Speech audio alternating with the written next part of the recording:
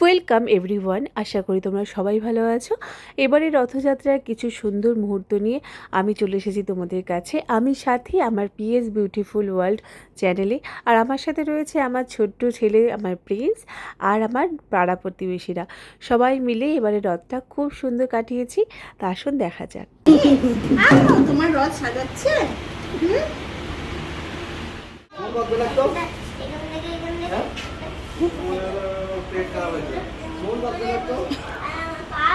এই প্রিন্স টাকা, চলো এবার আসো।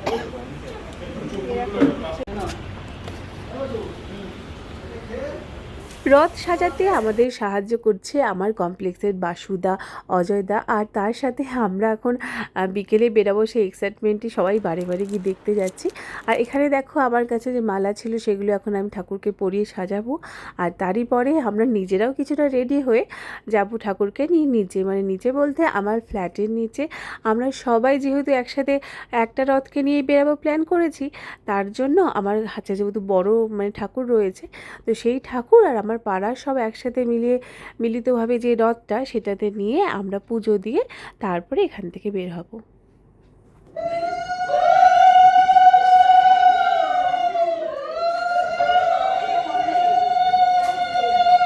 চলো চলো চলো, যাও তুমি, যাও তুমি, যাও।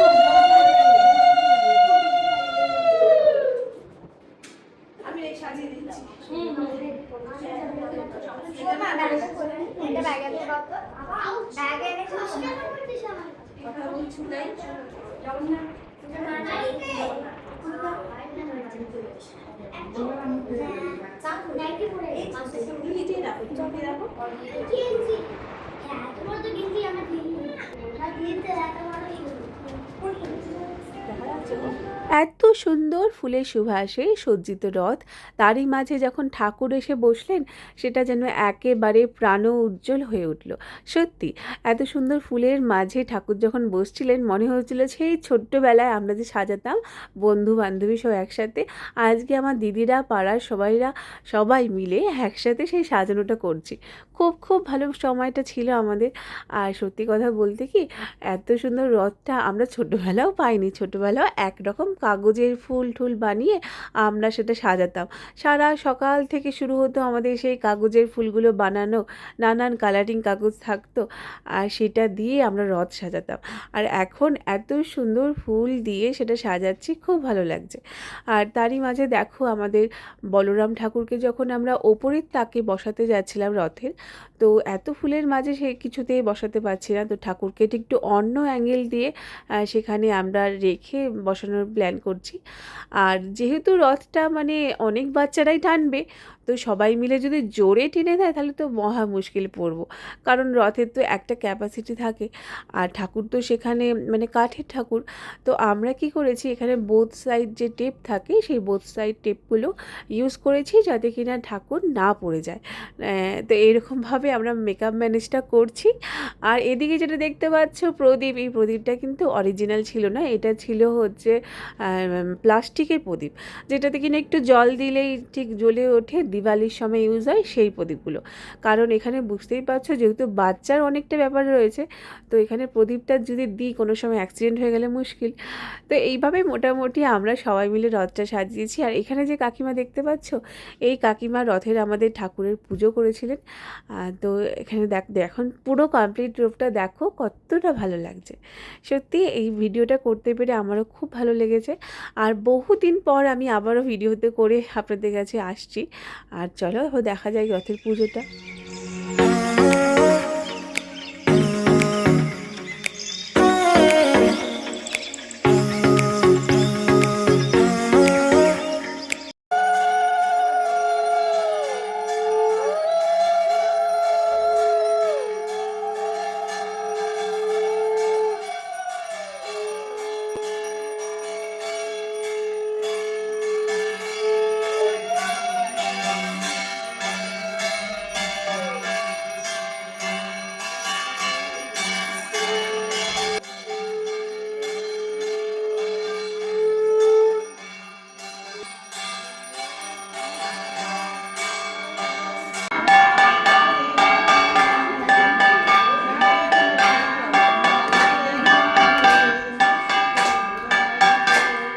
রথে জগন্নাথ দেবের পুজো আর তার পরিক্রমা করা কমপ্লিট করে এখন সবাই মিলে রথকে ধরে চরম এক্সাইটমেন্ট, মানে বাচ্চাদের কখন বের হবে আর সেটা নিয়ে বাচ্চারা সব রথকে ছাড়তে নারাজ।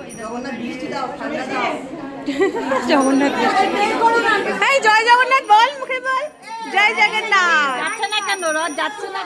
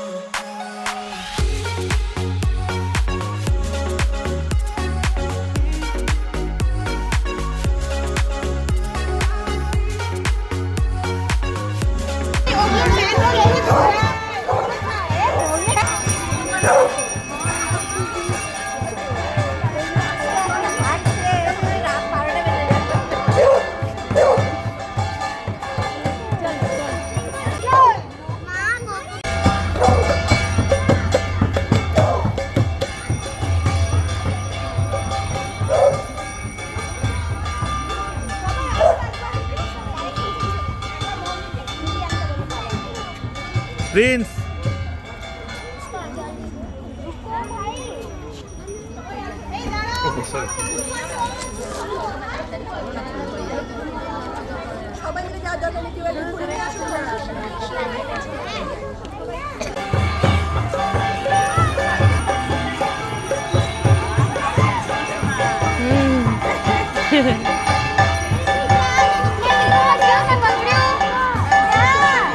এই হচ্ছে আমাদের কমপ্লেক্সের মন্দির, আর সেখানেই এখন আমরা রথকে নিয়ে এসেছি।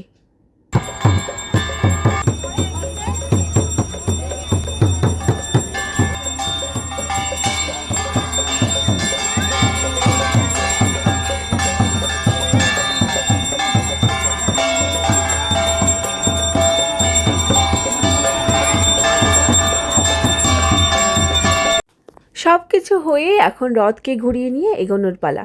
তো আমরা এখন রথটাকে ঘুরিয়ে নিয়ে আমাদের কমপ্লেক্সের আবার ভেতরের দিকে যাচ্ছি, আর এরই মাঝে মা রথকে পেছন থেকে ধরে রেখেছে যাতে কিনা ওই একই ব্যাপার, বাচ্চারা যেন বেশি টেনে না ফেলে।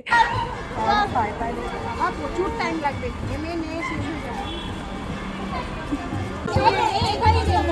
পেয়েছো তুমি প্যাকেট? বাবা খুব মজা তো, মাথায় নিচ্ছে সব।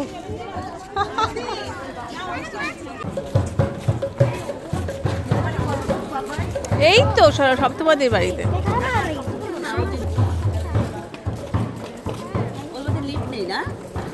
সব আছে।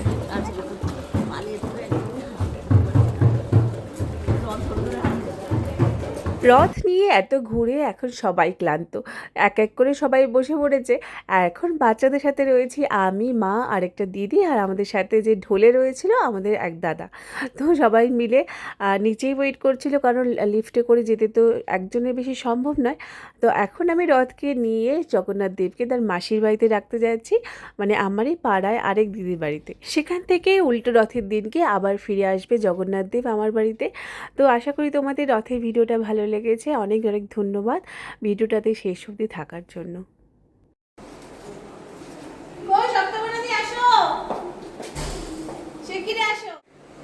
এই যে উলু দাও।